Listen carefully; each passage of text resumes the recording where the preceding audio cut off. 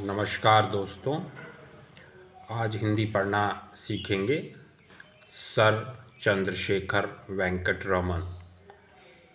प्रस्तुत पाठ में भारत के महान वैज्ञानिक चंद्रशेखर वेंकट रमन का जीवन वृतांत दिया गया है।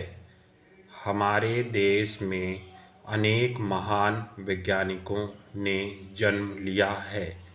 उनमें सर चंद्रशेखर वेंकट रमन का नाम अग्रगण्य है।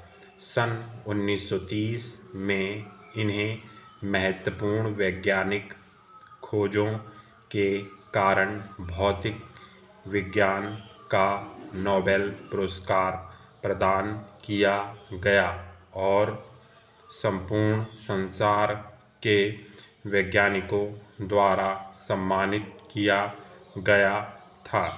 विज्ञान जगत में गौरव प्राप्त कर इन्होंने भारतीयों का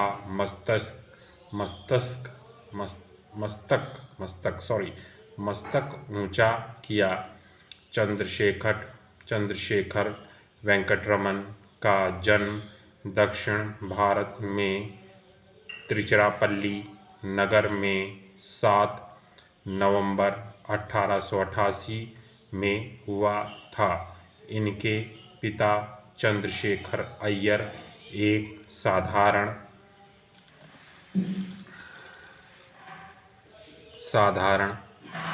हैसियत के आदमी थे। रमन बचपन से ही बहुत प्रतिभाशाली थे। शरीर तो उनका बहुत दुबला पतला था, किंतु बुद्धि बहुत तीक्ष्ण थी। उन्होंने केवल 13 वर्ष की अवस्था में ही वोल्टेयर से इंटरमीडिएट की परीक्षा उत्तीर्ण की। इसके बाद वे मद्रास के प्रेसिडेंसी कॉलेज में प्रविष्ट हुए और अपनी प्रखर प्रतिभा के कारण थोड़े ही दिनों में शिक्षकों के स्नेहपात्र हो गए। उन्होंने बचपन से ही विज्ञान से प्रेम था। एमएससी में उन्होंने अपना प्रिय विषय भौतिक विज्ञान ही लिया। एक दिन एक सहपाठी ने भौतिक विज्ञान को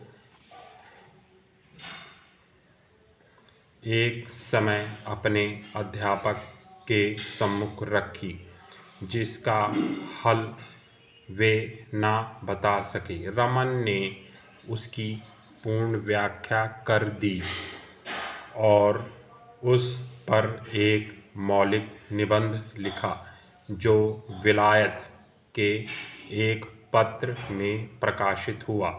इस सफलता से उनका उत्साह और भी बढ़ा और सहपाठी तथा शिक्षक भी उनका विशेष आदर करने लगे।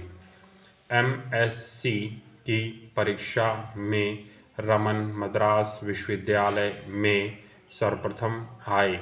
इस कारण उन्हें सरकारी छात्रवृत्ति देकर विलायत भेजने की व्यवस्था हुई, किंतु अस्वस्थता के कारण डॉक्टर ने उन्हें विलायत जाने की स्वीकृति नहीं दी। उच्च शिक्षा समाप्त कर लेने पर आगे अध्ययन का कोई मार्ग न रहने पर रमन को विवश होकर आयव्यय विभाग में अधिकारी पद पर कार्य करना पड़ा। आयव्यय विभाग में नौकरी कर लेने पर भी रमन का विज्ञान प्रेम विज्ञान के क्षेत्र में कार्य करने के लिए उन्हें प्रेरित करता रहा। उसके लिए वे कोई मार्ग ढूंढ ही रहे थे कि उन्हें कोलकाता में स्थापित इंडियन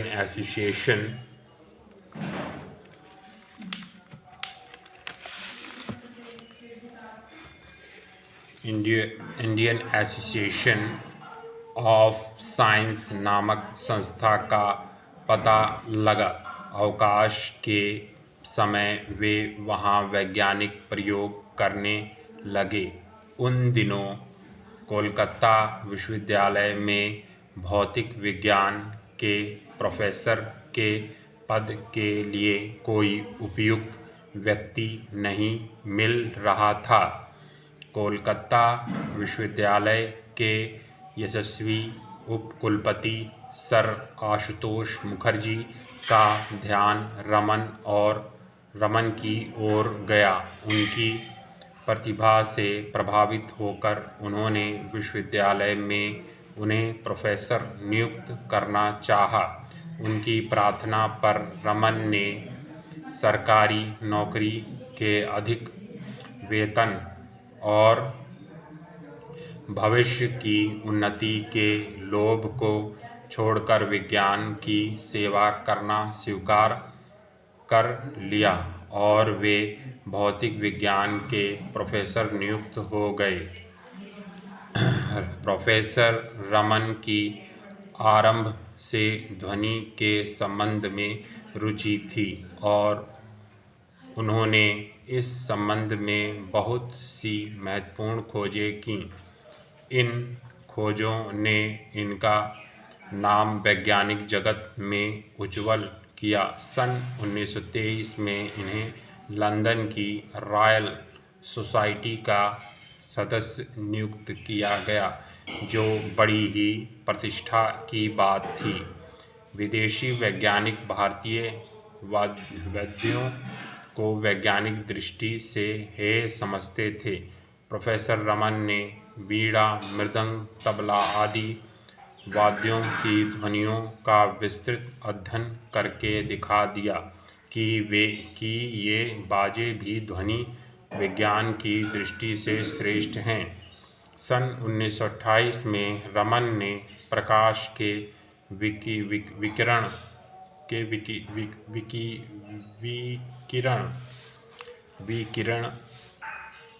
के संबंध में खोज की, जो एक महत्वपूर्ण खोज मानी जाती है। इसे रमन प्रभाव कहते हैं।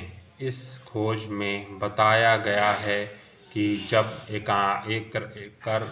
एक रंगी प्रकाश की किरण किसी पारदर्शक पदार्थ में से गुजरती है, तब उस किरण का कुछ भाग रास्ते में फैल जाता है। इस कारण यह दूसरा रंग प्रारंभिक रंग से भिन्न होता है। इस आविष्कार से भौतिक और रसायन के अध्ययन में बड़ी सहायता मिली है। रमन प्रभाव की खोज करने पर वे नोबेल पुरस्कार से पुरस्कृत किए गए। चंद्रशेखर वेंकट रमन को नोबेल पुरस्कार प्रदान करने की घोषणा समाचार पत्रों में प्रकाशित होने पर प्रत्येक भारतीय का मस्तिष्क गर्व से ऊंचा हो गया।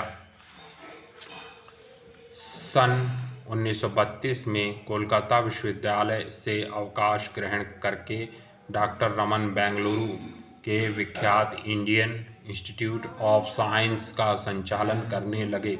इस महान वैज्ञानिक का देहांत 21 नवंबर 1970 को हो गया। अपने एक भाषण में उन्होंने कहा था, सच्चा वैज्ञानिक देश, राष्ट्र और जाति की सीमाओं से बंधा नहीं होता है।